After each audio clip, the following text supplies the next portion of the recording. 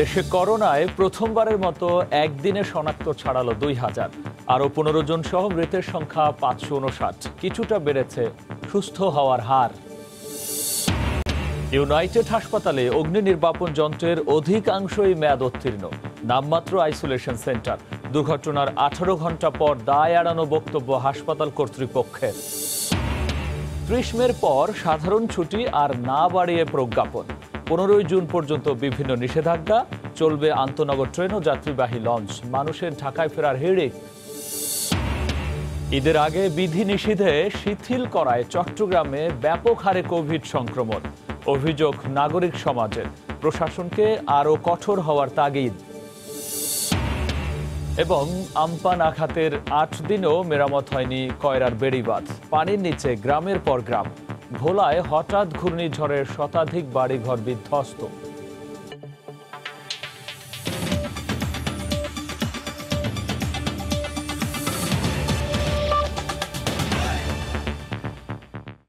সময় সংবাদের সঙ্গে আছি আমি গোলাম রাব্বি। দেশে একদিনে সর্বোচ্চ ২,০২৯ জনের দেহে করোনা শনাক্ত হয়েছে। এ নিয়ে মোট আক্রান্তের সংখ্যা ছাড়ালো ৪০,০০০। সবশেষ ২৪ ঘন্টায় আরও ১৫ জন সহ এ পর্যন্ত মারা গেছেন ৫৫৯ জন। দুপুরে স্বাস্থ্য অধিদপ্তরের নিয়মিত বুলেটিনে জানানো হয়, নতুন করে সুস্থ হওয়ার হার কিছুটা বেড়েছে। ২৪ ঘন্টায় যোগ হওয়া একটি সহ মোট ৪৯টি ল্যাবে আগের দিনের তুলনায় ১৩০০রও বেশি নমুনা পরীক্ষা করা হয়েছে। ৯,৩১০ জনের নমুনা পরীক্ষায় করোনা শনাক্ত হয়েছে ২,০২৯ জনের দেহে, যা মহামারীর ৮২ দিনের সর্বোচ্চ তো বটেই, একদিনে শনাক্তের নতুন রেকর্ড। এ নিয়ে মোট শনাক্ত দাঁড়ালো ৪০,০০০। শনাক্ত বিবেচনায় কিছুটা হলেও বেড়েছে সুস্থতার হার আর কমেছে মৃত্যুর হার। সবশেষ ২৪ ঘন্টায় আগের দিনের তুলনায় ১৫০রও বেশি লোক করোনা জয় করেছেন। এ সময়ে মারা গেছেন ১৫ জন, যা আগের ২৪ ঘন্টার চেয়ে ৭ জন কম। বয়স বিশ্লেষণে ৩১ থেকে ৪০ বছরের মধ্যে ২ জন, ৫১ থেকে ৬০ ৫ জন, ৬১ থেকে ৭০ ৫ জন, ৭১ থেকে ৮০ ২ জন, ৯১ থেকে ১০১ জন, সর্বমোট ১৫ জন মৃত্যুবরণ করেছেন। স্বাস্থ্য অধিদপ্তরের নিয়মিত বুলেটিনে করোনা থেকে রক্ষা পেতে যথাযথভাবে মাস্ক পরার উপর জোর দেওয়া হয়। আমরা সাধারণ মানুষরা এই সাবান কাপড়ের মাস্কই ব্যবহার করতে পারি, কারণ সার্জিক্যাল মাস্ক এটা হাসপাতালে ব্যবহারের জন্য চিকিৎসক বা চিকিৎসা সংক্রান্ত কাজে যারা জড়িত আছেন তারা ব্যবহার করে। কাজে আমরা যদি কাপড়ের তৈরি মাস্ক ব্যবহার করি, এটা আমাদের জন্য সাশ্রয়ী হয়, আমরা এই মাস্ক ব্যবহার করতে পারি। তবে অবশ্যই প্রত্যেককেরই মাস্ক ব্যবহার করা উচিত। ঘরের বাইরে গেলে এটা অত্যাবশ্যক হিসাবে ধরে নিতে হবে এবং মাস্ক পরতে হবে।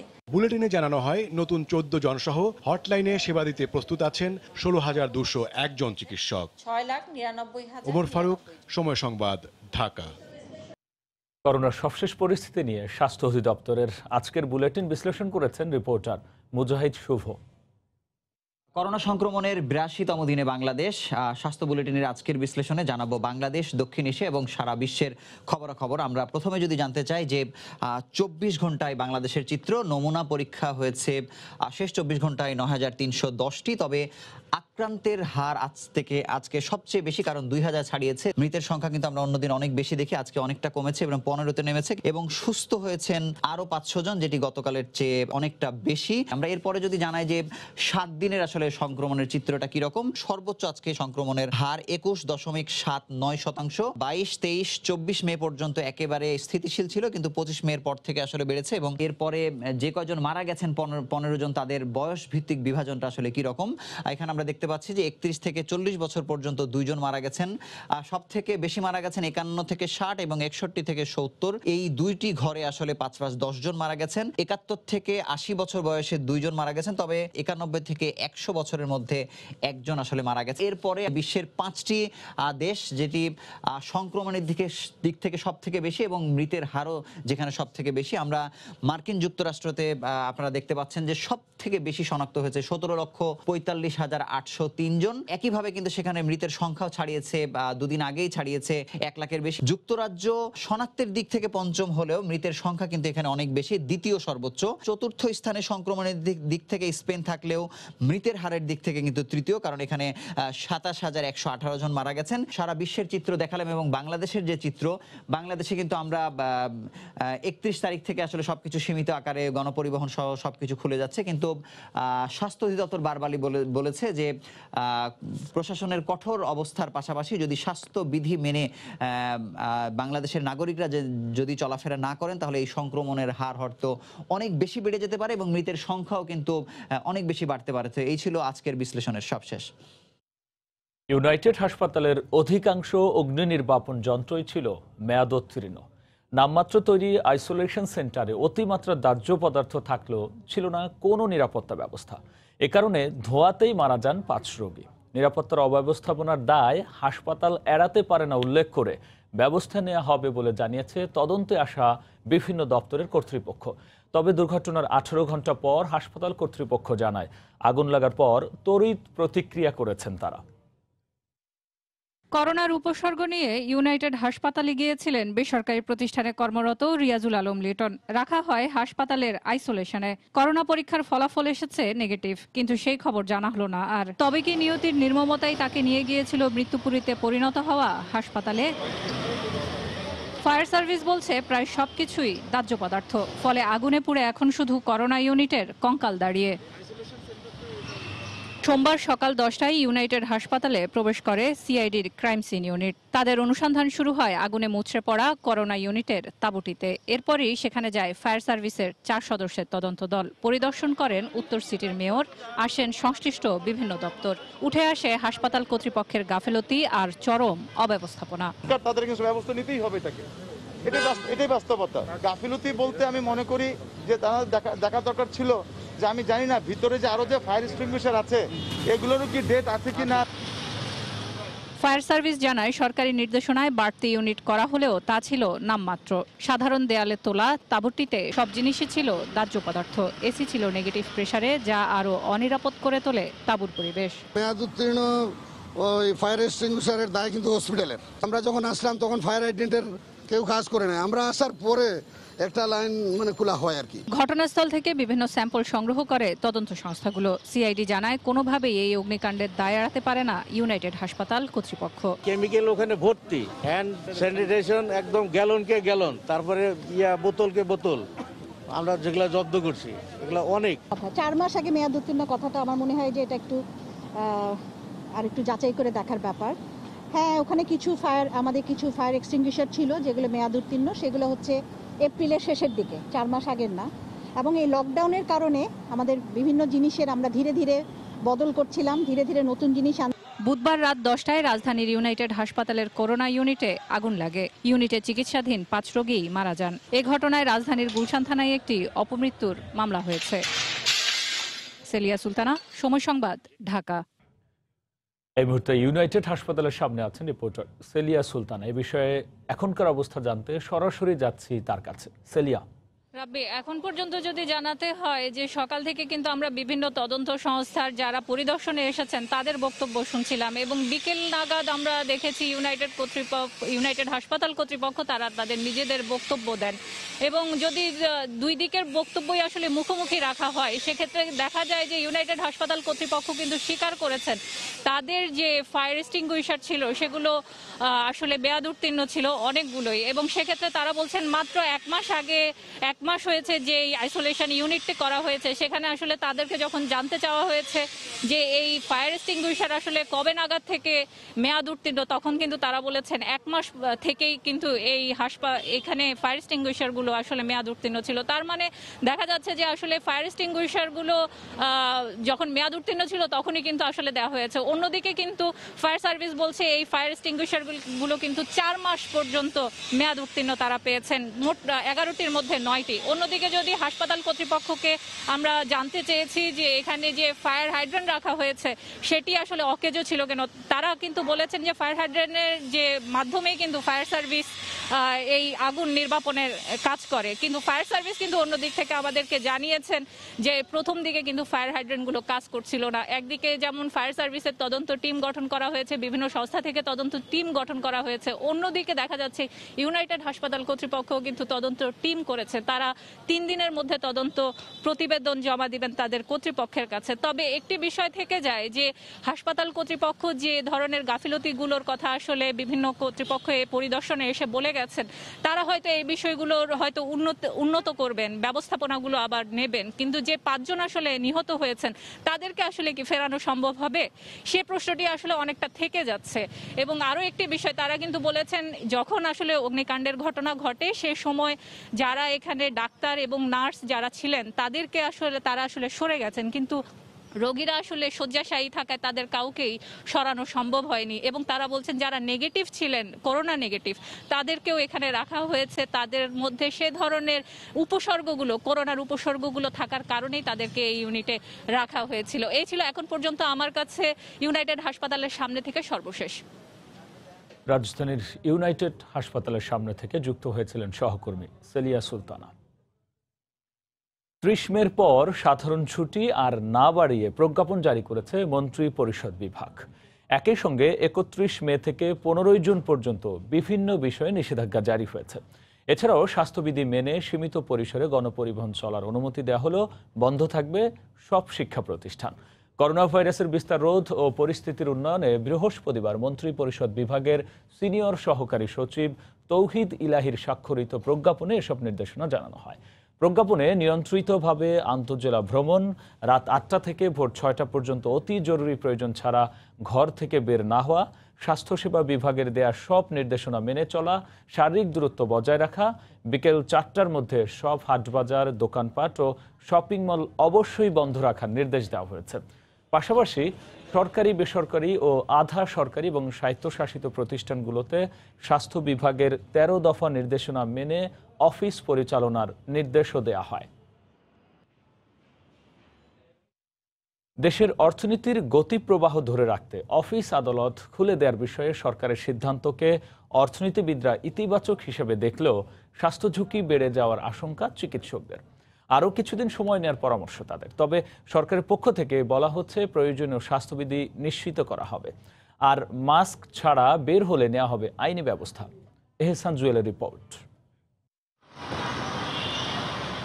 8 মার্চ দেশে প্রথম করোনা রোগী শনাক্তের 2 সপ্তাহের ব্যবধানে সাধারণ ছুটি ঘোষণা করে সরকার। বন্ধ হয়ে যায় অফিস আদালত, গণপরিবহন। পরিস্থিতি বিবেচনায় এরপর 5 দফা বাড়ানো হয় এই ছুটি। তবে 8 সপ্তাহ পর সর্বশেষ নতুন ঘোষণায় আর বাড়ছে না ছুটি। সীমিত আকারে অফিস খোলার সিদ্ধান্তে মিশ্র মত বিশেষজ্ঞদের। কতদিন করোনা ভাইরাসের প্রভাব থাকবে সেটা আমরা জানি না, সেই জন্য অর্থনীতির যে বিরাট ক্ষতি হচ্ছে এখন, সেই ক্ষতির জন্য লকডাউন তুলে দেওয়া বা যতটা সম্ভব অর্থনৈতিক কর্মকাণ্ডে যাওয়াটাই যুক্তিসঙ্গত মনে হয়। সকল ধরনের কর্মকাণ্ড কিন্তু খুলে দেওয়া অর্থনীতির জন্য যে খুব জরুরি তাও নয়, কাজের প্রয়োজনে। এবং সেইখানে কতজন আসবে বা পাবলিক ট্রান্সপোর্টের কি হবে সেই বিষয়গুলো সিদ্ধান্ত না নিয়ে যদি আমরা এই শুধুমাত্র অর্থনৈতিক প্রয়োজনটাকেই দেখি তাহলে ভুল হওয়ার সম্ভাবনা আছে। লকডাউন খোলার 3টা শর্ত অত্যন্ত গুরুত্বপূর্ণ। একটা হচ্ছে যখন কেস নাম্বার এবং মৃত্যু নিচের দিকে যাবে। 2 নম্বর হচ্ছে আমার যাকেই দরকার তাকে টেস্ট করতে পারবো। 3 নম্বর হচ্ছে আমার হাসপাতালগুলো প্রস্তুত আছে সাপোর্টিভ কেয়ার দেওয়ার জন্য। তো বাংলাদেশে কিন্তু এই 3টার একটা শর্ত পূরণ হয়নি। সরকারের পক্ষ থেকে বলা হচ্ছে বিশ্বের অন্যান্য দেশের পরিস্থিতি বিবেচনায় সাধারণ ছুটি শেষ করার বিকল্প নেই। তবে নেওয়া হচ্ছে বেশ কিছু নতুন সাবধানতা। করোনাকে সঙ্গে নিয়ে আমাদের এগোতে হবে। এভাবে আমরা সময় ক্ষেপণ এই সলিউশনে বেশি দূর একটা এগোতে পারছি না। অর্থনৈতিক কর্মকাণ্ড আমাদের চালু করতে হবে। যে কটি লোক মাস্ক পরছে না, বাধ্য করে হলেও আমাদেরকে পড়াতে হবে। যে বাসে উঠতে চাইবে গণপরিবহনে, মাস্ক ছাড়া সে উঠতে পারবে না। পরিস্থিতি বিবেচনায় চীন 11 সপ্তাহ, ফ্রান্স 8 সপ্তাহ, ইটালি 9 সপ্তাহ পর লকডাউন শিথিল করার ঘোষণা দেয়। জীবন আর জীবিকার টানাপোড়েন শুরু থেকেই ভুগিয়েছে সাধারণ মানুষদের। সংশ্লিষ্টরা বলছেন স্বাস্থ্যসেবা বাড়ানোর পাশাপাশি এখন অর্থনৈতিক সুরক্ষা নিশ্চিতের যে পরিকল্পনা করা হচ্ছে তা কেবলমাত্র তখনই সুফল দেবে যদি এখন কঠোরভাবে প্রয়োগ করা যায় স্বাস্থ্যবিধির বিষয়গুলো। এহসান জুয়েল, সময় সংবাদ, ঢাকা। এদিকে পাটুরিয়া দৌলতদিয়া এবং কাঁঠালবাড়ি শিমুলিয়া নৌ রুটেও ঢাকা ফেরা মানুষের ঢল নেমেছে। তবে পদ্মায় পানি বাড়ায় ব্যাহত হয় ফেরি চলাচল, আর এতে দুর্ভোগে পড়েন যাত্রীরা। অন্যদিকে গণপরিবহন বন্ধ থাকায় মহাসড়কগুলোয় 3 হুইলার, মাইক্রোবাস, মোটরসাইকেল সহ বিভিন্ন ছোট যানবাহনে ঢাকার উদ্দেশ্যে ছুটছেন অনেকেই। গুনতে হচ্ছে বাড়তি ভাড়া। সংক্রমণের ঝুঁকি নিয়েই ঈদে নারীর টানে বাড়ি যাওয়া মানুষ আবারও রাজধানীমুখী। সেই সঙ্গে 2 মাসের বেশি সময় পর শেষ হচ্ছে সাধারণ ছুটি, তাই দীর্ঘদিন গ্রামে থাকা কর্মজীবীরাও ঢাকার পথে। বৃহস্পতিবার ভোর থেকেই পাটুরিয়া দৌলতদিয়া নৌরুটে ঢল নামে রাজধানীমুখী মানুষের। একই চিত্র দেখা গেছে কাঁঠালবাড়ি শিমুলিয়া ঘাটেও। প্রশাসনের সতর্কতামূলক মাইকিংয়ের পরও স্বাস্থ্যবিধি উপেক্ষা করেই গাদাগাদি করে ফিরছেন যাত্রীরা। পদ্মার পানি বেড়ে পন্টুন ডুবে যাওয়ায় পাটুরিয়ায় দুর্ভোগে পড়েন অনেকে। বৈরী আবহাওয়ায় লঞ্চ ও স্পিড বোর্ডের পাশাপাশি কাঁঠালবাড়ি শিমুলিয়া রুটে বন্ধ ডাম ফেরি চলাচল। এতে ঘাট এলাকায় যাত্রী চাপে বাড়ে ভোগান্তি। এখন অফিস খোলার কারণে আবার কর্মস্থলে যাইতে হইতেছে। এখন আতঙ্ক আছে, জীবন যাত্রা চালানোর জন্য কিছু প্রয়োজন আছে। মাত্র আমাদের এখন খেলাগুলি চালু হচ্ছে না, কারণ খেলা যেতে পারছে না বাতাসের কারণে, আর বাকি সব ফেরি ঠিক মতো চলতেছে, আর প্যাসেঞ্জার এখন বাড়তেছে। তারা যাতে এখানে হয়রানি না হয়, যাতে এখানে তাদের বসে থাকতে না হয়, সেজন্য আমাদের পুলিশ সদস্য সেখানে যারা আছে আমরা কাজ করে যাচ্ছি। এদিকে সড়ক পথেও ছিল রাজধানীমুখী মানুষের ঢল। এদিন দুপুর থেকে ঢাকা ময়মনসিংহ, ঢাকা টাঙ্গাইল ও ঢাকা আরিচা মহাসড়কে বাড়ে গাড়ির চাপ। বাস বন্ধ থাকায় পিকআপ, মাইক্রোবাস, মোটরসাইকেলে করেই ঢাকায় ফেরেন মানুষ। তবে যানবাহনগুলোতে ছিল না স্বাস্থ্যবিধির মানার প্রবণতা। পেটের দায় গাড়ি চালাতে হচ্ছে, না খাইয়ে মরছে তো এমনি মরে যাওয়া ভালো। মাইকোতে ভাড়া 500 করে 20 জন 25 জন নিয়ে আসছে, মাইকোর ভিতরে গাদাগাদি করে আসতেছে, এইভাবে আসতে হইতেছে। সড়কে চেকপোস্ট থাকলেও পুলিশের কঠোর অবস্থান দেখা যায়নি। তল্লাশির ক্ষেত্রেও ছিল শিথিলতা। ফাহরিয়া ফারজানা, সময় সংবাদ। ঢাকা ফেরত মানুষের খবর জানাতে এই মুহূর্তে রাজধানীর গাবতলীতে আছেন রিপোর্টার মুন্নাফ রশিদ। সরাসরি যাচ্ছে তার কাছে। মুন্নাফ।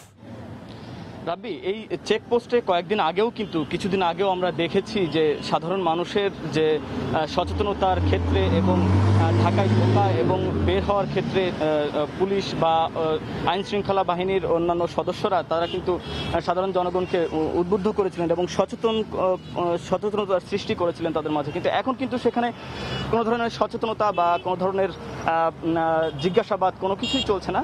ফলে সাধারণ জনগণ এখন নির্দ্বিধায় ঢাকায় ঢুকছে এবং ঢাকা থেকে বের হচ্ছে।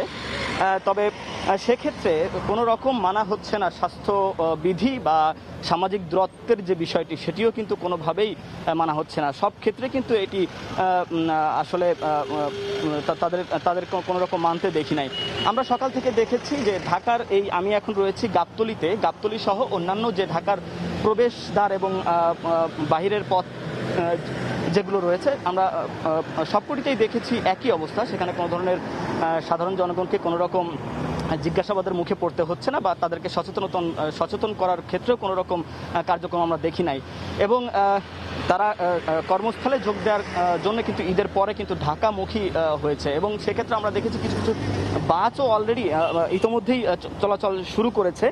বাসে কিন্তু খুব গাদাগাদি অবস্থায় কিন্তু তারা আমরা দেখতে পেয়েছি যে ঢাকার ভিতরে আসার চেষ্টা করছে। এবং শুধু বাস নয়, অ্যাম্বুলেন্স, ব্যক্তিগত গাড়ি এবং বড় মাইক্রো সব কিছুতেই কিন্তু আসলে স্বাস্থ্যবিধির কোনো রকম তোয়াক্কা না করেই তারা খুব গাদাগাদি অবস্থায় কিন্তু ঢাকাতে প্রবেশ করছে এবং যেটি খুবই ঝুঁকিপূর্ণ। এবং তারা আসলে সাধারণ জনগণ আসলে কোনো রকম আমরা দেখতে পেয়েছি যে কোনো রকম সচেতনতার বালাই তাদের ভিতরে নাই।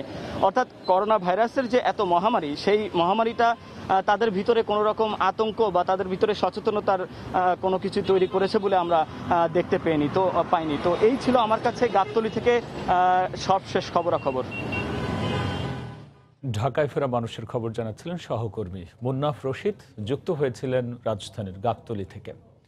এদিকে স্বাস্থ্যবিধি মেনে আগামী রোববার থেকে ট্রেন চলাচল করবে বলে জানিয়েছে বাংলাদেশ রেলওয়ে। প্রতিটি স্টেশন ও ট্রেনে থাকবে জীবাণুনাশকের ব্যবস্থা। প্রথমে চলবে 8টি আন্তনগর ট্রেন। এসব ট্রেনের টিকিট বিক্রি হবে অনলাইনে। প্রতিটি ট্রেনের মোট আসনের অর্ধেক টিকিট বিক্রি হবে। তবে বন্ধ থাকবে মেইল, লোকাল ও কমিউটার ট্রেন। দীর্ঘ 2 মাস বন্ধ থাকার পর আগামী 31শে মে চালু হচ্ছে যাত্রীবাহী ট্রেন চলাচল। এক্ষেত্রে প্রতিটি স্টেশনে থাকবে জীবাণুনাশক ব্যবস্থা। ট্রেনগুলোতে জীবাণুনাশক স্প্রে করার পাশাপাশি যাত্রী বসানোর ক্ষেত্রে শারীরিক দূরত্ব নিশ্চিত করার কথা জানিয়েছেন Kamalapur rail station manager. Hand gloves এবং মাস্ক ছাড়া কোনো যাত্রীকে প্রবেশ করতে দেয়। তাদেরকে থার্মাল স্ক্যানার থাকবে, যদি তাপমাত্রা বেশি থাকে তাদেরকে ঢুকতে দেওয়া হবে না। হ্যান্ড স্যানিটাইজার থাকবে এবং ভিতরে ঢুকে হাত ধোয়ারও আমরা ব্যবস্থা করব। এছাড়া আন্তনগর ট্রেন সমূহের টিকিট বিক্রি হবে অনলাইনে। আসনের অর্ধেক টিকিট বিক্রি করার পাশাপাশি গুরুত্বপূর্ণ 8টি আন্তনগর ট্রেন ছাড়া বন্ধ থাকবে বাকি সব ট্রেন। বিভিন্ন রুটে ট্রেন কমানোর পাশাপাশি চলবে না মেইল, কমিউটার ও লোকাল ট্রেন। 100% টিকিট অনলাইনে দেওয়া থাকবে। অনলাইনে যেসব যাত্রী টিকিট কাটতে পারবেন না তারা কাউন্টারে টিকিট কাটতে পারবেন। ঊর্ধ্বতন কর্তৃপক্ষ সিদ্ধান্ত নিয়েছেন যে কোনো স্ট্যান্ডিং টিকিট বিক্রি হবে না। 50% টিকিট বিক্রি করে যাতে যাত্রীরা পাশাপাশি বসতে না হয় সেভাবে ব্যবস্থা গ্রহণ করা হবে। প্রাথমিকভাবে 8টা ট্রেন দিয়ে ট্রেন পরিচালনা শুরু হওয়ার আলোচনা হয়েছে। দীর্ঘদিন পড়ে থাকায় রেল লাইন, বগি ও ইঞ্জিন ট্রেন চালানোর আগে ভালোভাবে পরীক্ষা নিরীক্ষার জন্য আরেকটু সময়ের দরকার ছিল বলে জানিয়েছে অনেক রেল কর্মকর্তা। স্বাভাবিক সময়ে সবকটি ট্রেন চালিয়েও প্রতিটি ট্রেনে যাত্রী থাকে কানায় কানায় পূর্ণ। সেক্ষেত্রে সীমিত আকারে ট্রেন চালালে স্বাস্থ্যবিধি কতটা মানা সম্ভব হবে সে নিয়ে সন্দিহান রেল কর্মকর্তারাই। নাজমুস সালেহী, সময় সংবাদ, ঢাকা।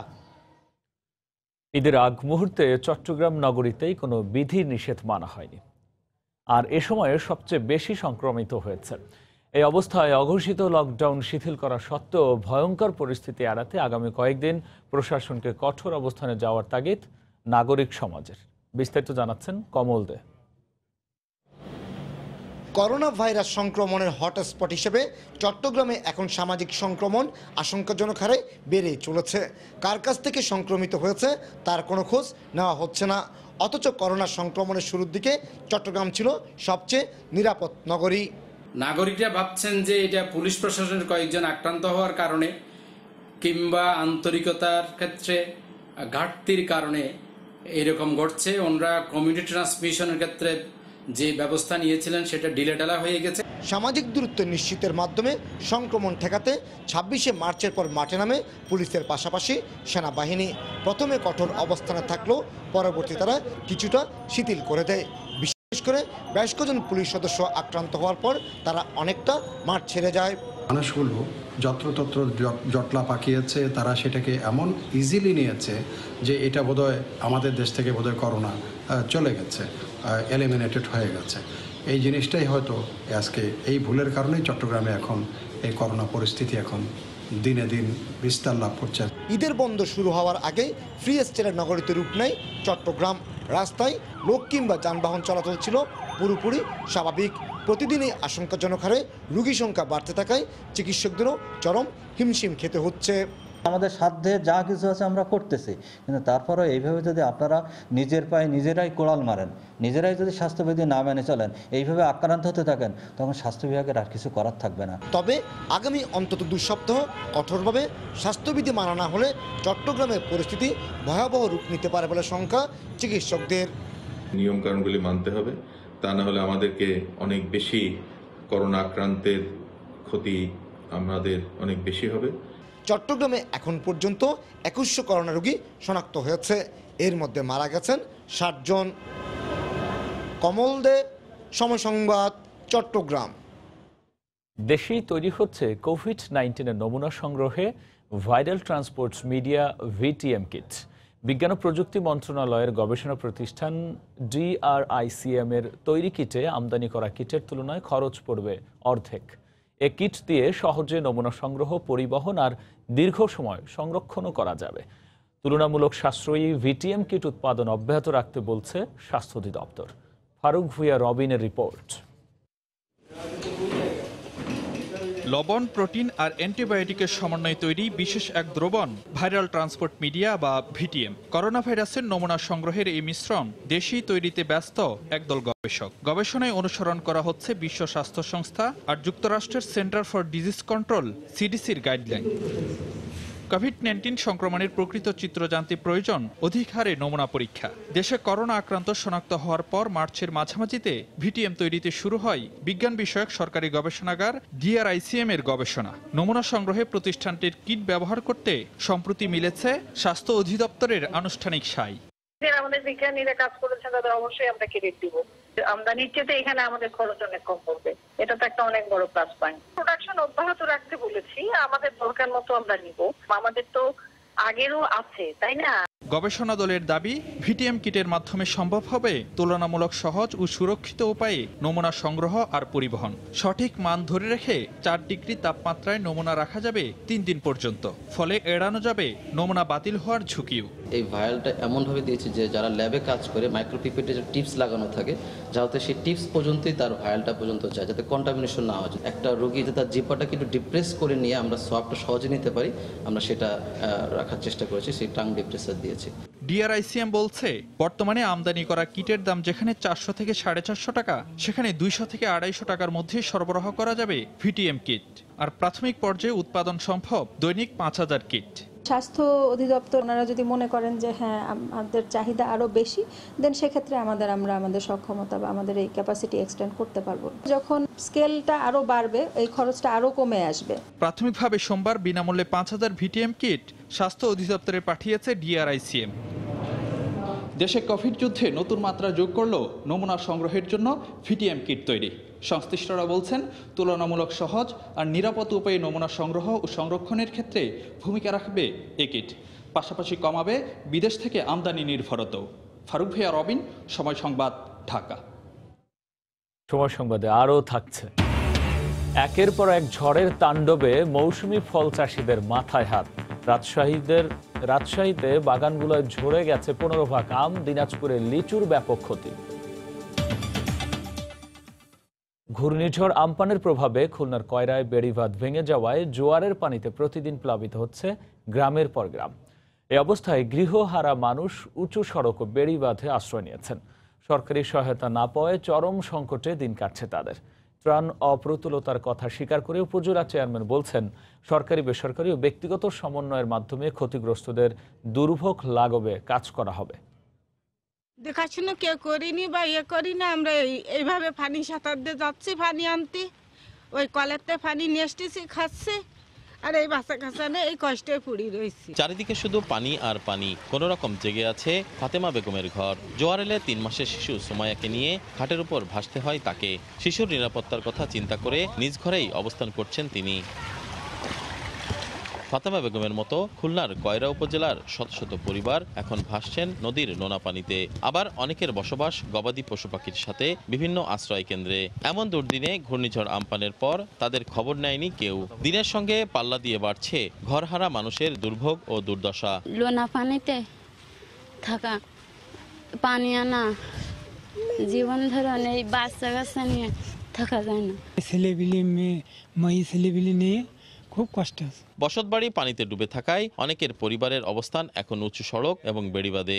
বাদ তো সেভাবে আগছে না, যাও টুকটাক বাদ দিছে, তা ভেঙে চলে যাচ্ছে। আমরা এই পর্যন্ত কিছু পাইনি, কেউ দেয়নি। ঘর বাড়ি তো সব পানিতে ডুবে গেছে। এখানে এসে রান্না বান্না করে খুব কষ্ট করে দিন যাচ্ছে। এই বানটা যদি হইতো তাহলে অন্তত আমরা খাটাখাটনি করে বাঁচতে পারতাম। এদিকে ক্ষতিগ্রস্ত পরিবারের পাশে থাকার কথা জানিয়ে উপজেলা পরিষদ চেয়ারম্যান বলছেন, সবার কাছে ত্রাণ পৌঁছানোর চেষ্টা চলছে।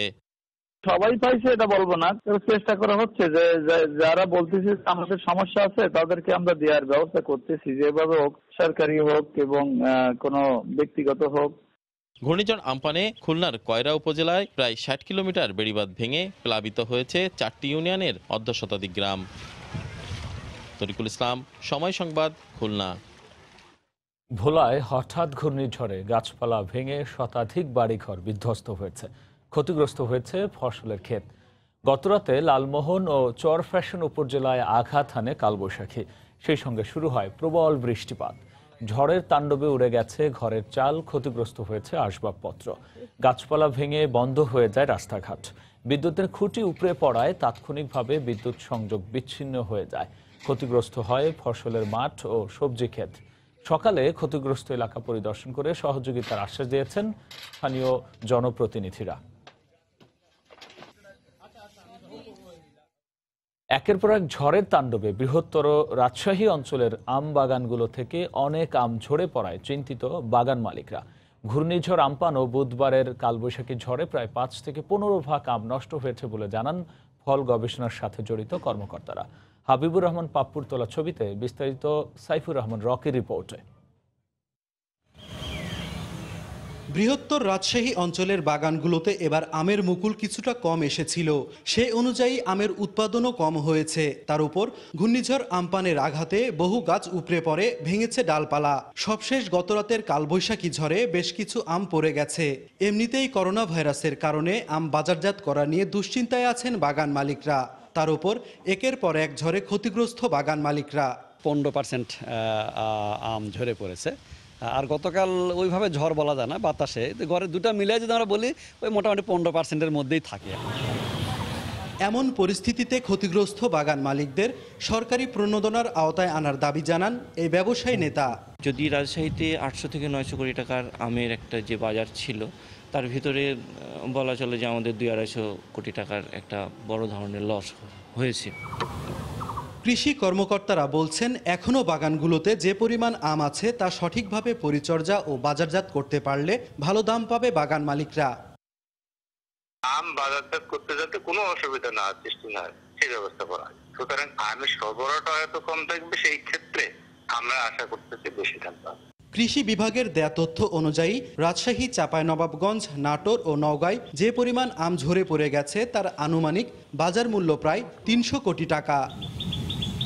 সাইফুর রহমান রকি, সময় সংবাদ, রাজশাহী। এদিকে ঘূর্ণিঝড় আম্পানের ক্ষত কাটতে না কাটতেই ভারী বৃষ্টি আর ঝোড়ো হাওয়ায় দিনাজপুরে লিচুর ব্যাপক ক্ষতি হয়েছে। গাছ উপড়ে পড়ার সঙ্গে অনেক বাগানে ভেঙেছে ডালপালাও। কৃষি বিভাগ বলছে শুধু বুধবারের ঝড়েই নষ্ট হয়েছে 7% লিচু। এই অবস্থায় লোকসানের সংখ্যা বাড়ছে বাগানীদের। যদিও ক্ষতিগ্রস্তদের পাশে দাঁড়ানোর আশ্বাস কৃষি অধিদপ্তরের। গোলাম নবী দুলালের পাঠানো তথ্য ও মনজিদ আলম শিমুলের ছবি নিয়ে রিপোর্ট। ঘূর্ণিঝড় আম্পানে উপকূলীয় জেলার পাশাপাশি তাণ্ডব চালায় উত্তরের জেলা দিনাজপুরের লিচু বাগানেও। অনেক এলাকায় উপড়ে পড়ে গাছ। সে ক্ষতি নিয়ে দুশ্চিন্তায় থাকার এক সপ্তাহের মধ্যেই মঙ্গলবার মধ্যরাত ও বুধবার সকালে বয়ে যায় কালবৈশাখী ঝড়। ভারী বৃষ্টি ও ঝড়ো হাওয়ায় সদর উপজেলার 5টি ইউনিয়ন, বিরল উপজেলার 4টি ইউনিয়ন এবং চিরির বন্দরের বেশ কিছু লিচু বাগানে ব্যাপক ক্ষতি হয়। উপড়ে পড়ার সঙ্গে ভেঙেছে ডালপালাও। একের পর এক ক্ষত ভাবিয়ে তুলছে লিচু বাগানীদের। প্রায় লক্ষাধিক টাকার আমার ক্ষয়ক্ষতি হয়ে গেছে এবারে। সবচেয়ে বেশি ক্ষতি হয়েছে ফলমূলের। সরকার যদি একটু বিশেষ দৃষ্টিভাবে দেখে, সুদৃষ্টি দেয়, তাহলে হয়তো এই বাগান চাষি বা ফল চাষিগুলো রক্ষা পেতে পারে। এই অবস্থায় ক্ষতিগ্রস্তদের তালিকা তৈরির কাজ শুরু করেছে কৃষি সম্প্রসারণ অধিদপ্তর।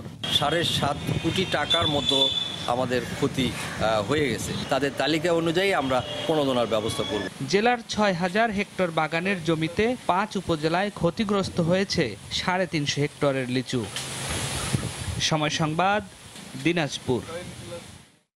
সিরাজগঞ্জের যমুনায় নৌকাডুবিতে আরও 4 জন সহ 9 জনের লাশ উদ্ধার করা হয়েছে। নিখোঁজ অপর 7 জনের সন্ধানে চলছে তৎপরতা। এদিকে কুড়িগ্রামের ধরলা নদীতে নৌকাডুবির ঘটনায় কনের বাবা সহ 4 জনের মরদেহ উদ্ধার করা হয়েছে। বৃহস্পতিবার সকালে রংপুর থেকে কুড়িগ্রামের বকশীগঞ্জে পৌঁছায় ফায়ার সার্ভিসের ডুবুরি দল। ধরলা নদীর বিভিন্ন পয়েন্টে তল্লাশি চালান তারা। প্রথমে উদ্ধার করা হয় আগের দিন নৌকাডুবিতে নিখোঁজ নুর ইসলাম ও আমেনা বেগম সহ 3 জনের মরদেহ। পরে পাওয়া যায় নিখোঁজ অপরজনের লাশও। নৌকা ডুবিয়া আমার দাদি আর কি মারা গেছে আর কি। সকাল থেকে উদ্ধার কাজ করার পরে এখন আর কি লাশ পাওয়া গেছে। বিয়ে বাড়িতে যাচ্ছিলেন, যাওয়ার সময় একটা ঝড় বৃষ্টি আসে। এই ঝড় বৃষ্টিতে তারা ওই পলিথিনে আশ্রয় নেওয়ার জন্য নৌকার এক কোণে হয় এবং নৌকাটির ভারসাম্য হারিয়ে নিচে ডুবে যায়। বুধবার বিয়ের অনুষ্ঠান শেষে নৌকায় বাড়ি ফিরছিলেন কনে পক্ষের 50 জন। পথে ঝড়ো হাওয়া ও বৃষ্টিতে ডুবে যায় নৌকাটি। বেশিরভাগ সাঁতরে তীরে উঠলেও 4 জন নিখোঁজ হন। এদিকে সিরাজগঞ্জে যমুনা নদীতে তৃতীয় দিনের মতো উদ্ধার অভিযান চালায় ফায়ার সার্ভিসের ডুবুরি দল। এনায়েতপুর সহ বিভিন্ন চর থেকে আরও 4 জনের লাশ উদ্ধার করা হয়। মঙ্গলবার ঝড়ো হাওয়ার মাঝে পড়ে অর্ধ শতাধিক যাত্রী নিয়ে ডুবে যায় নৌকাটি, যাদের অধিকাংশই ধান কাটা শ্রমিক। এ ঘটনায় এখনও নিখোঁজ 7 জনকে উদ্ধারে তৎপরতা চালিয়ে যাচ্ছে ডুবুরি দল। রাউজায়ে জাবিদা ঐশী, সময় সংবাদ। সব হাসপাতালে কোভিড রোগীদের চিকিৎসা করতে স্বাস্থ্য মন্ত্রণালয়ের নির্দেশকে স্বাগত জানিয়েছে বাংলাদেশ প্রাইভেট ক্লিনিক, হাসপাতাল and diagnostic centre owner association. তবে একই হাসপাতালে কোভিড ও অন্য রোগীদের চিকিৎসা করা হলে জটিল রোগে আক্রান্তরা ঝুঁকিতে পড়বে, এমন যুক্তি দেখিয়ে সিদ্ধান্তের বিষয়ে আপত্তি জানিয়েছে বাংলাদেশ প্রাইভেট মেডিকেল কলেজ হাসপাতাল অ্যাসোসিয়েশন। এদিকে নির্দেশ না মানলে আইনি ব্যবস্থার হুঁশিয়ারি দিয়েছে স্বাস্থ্য মন্ত্রণালয়। ওমর ফারুকের রিপোর্ট। 24 মে 50-এর বেশি শয্যা থাকা সব হাসপাতাল ক্লিনিকে কোভিড-19 রোগীদের চিকিৎসা করার নির্দেশ জারির আগ পর্যন্ত সারা দেশে 97টি সরকারি ও বেসরকারি হাসপাতালে করোনা সেবা চলছিল। এসব হাসপাতালে সাধারণ শয্যা সংখ্যা 13,964টি এবং আইসিইউ শয্যা 399টি। জ্যামিতিক হারে বাড়তে থাকা করোনা ভাইরাস সংক্রমিতদের চিকিৎসা সেবা সারা দেশে ছড়িয়ে দেওয়ার বিকল্প দেখছে না স্বাস্থ্য মন্ত্রণালয়। যখন পেশেন্ট বাড়বে তখন তাদেরকে ওই ইউনিটে বেডের পরিধিও বাড়াতে হবে। স্বাস্থ্য অধিদপ্তরের এই নির্দেশ যদি বাস্তবায়িত হয় তবে কোভিড রোগীদের জন্য উন্মুক্ত হবে বেসরকারি হাসপাতালের প্রায় 90,000 সাধারণ এবং 700-র মতো আইসিইউ শয্যা। আরও যোগ হবে সরকারি হাসপাতালের প্রায় 40,000 সাধারণ এবং 200-র মতো আইসিইউ শয্যা। বাংলাদেশ প্রাইভেট ক্লিনিক, হাসপাতাল and diagnostic centre owner association এরই মধ্যে সরকারের নির্দেশ বাস্তবায়নের উদ্যোগ নিয়েছে। 50 শয্যা বিশিষ্ট হাসপাতাল ক্লিনিকের ঊর্ধ্বে আছে প্রায় 300 এবং সকলেই একমত। তবে প্রাইভেট মেডিকেল কলেজ হাসপাতাল অ্যাসোসিয়েশন মনে করে এই সিদ্ধান্ত জটিল রোগীদের জন্য বিপর্যয় ডেকে আনবে।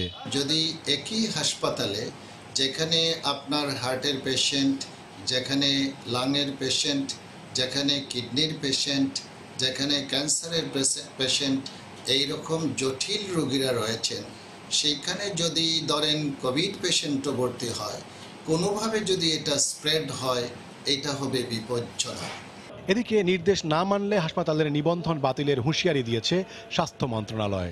পরীক্ষা করে দেখবো যে সক্ষমতা থাকা সত্ত্বে কারা কারা সেটাকে ডিজ অবে করলো, সেটার অবশ্যই তালিকা হবে এবং তারপরে প্রয়োজনীয় আইনানুগ ব্যবস্থা নেওয়া হবে। এর আগে প্রতিবাদের মুখে হাসপাতালে না যাওয়া চিকিৎসকদের রেজিস্ট্রেশন বাতিলের সিদ্ধান্ত থেকে সরে এসেছিল স্বাস্থ্য মন্ত্রণালয়। ওমর ফারুক, সময় সংবাদ, ঢাকা। অর্থের অভাব নেই, অথচ খরচ হয় না স্বাস্থ্য খাতে বরাদ্দের পুরো টাকা। করোনায় এ খাতের নানা সংকট প্রকাশ হয়ে যাওয়া জানান দিচ্ছে শুধু বরাদ্দ বাড়ালেই হবে না, বাড়াতে হবে অর্থ খরচের সক্ষমতা।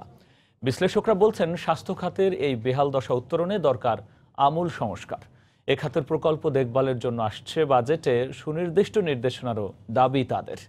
সাজিদ রাজু জানাচ্ছেন বিস্তারিত। করোনা ভাইরাস মহামারী চোখে আঙুল দিয়ে দেখিয়েছে স্বাস্থ্য খাতের দুরবস্থা। কোথাও ডাক্তার আছে তো নার্সের স্বল্পতা, কোথাও যন্ত্র আছে তো নেই চালানোর লোক।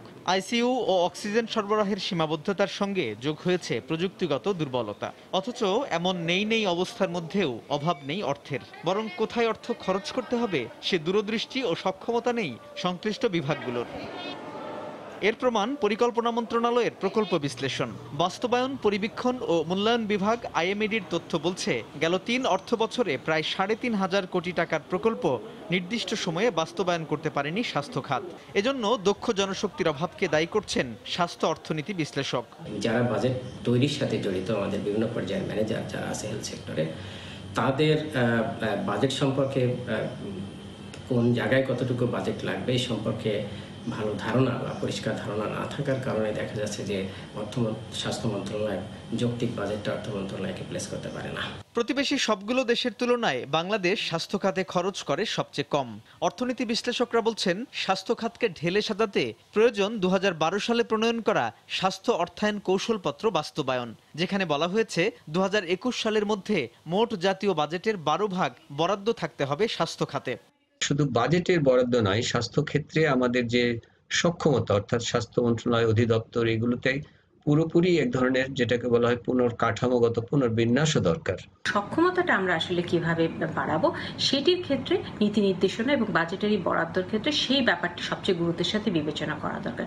তারা বলছেন, করোনা সংকটের পর অর্থনৈতিক প্রবৃদ্ধি, আন্তর্জাতিক বাণিজ্য, পর্যটন ও রেমিটেন্সের সুযোগগুলো দ্রুত কার্যকর করার মতো বিষয়গুলো অনেকটাই নির্ভর করবে স্বাস্থ্য খাতের উন্নতির উপর।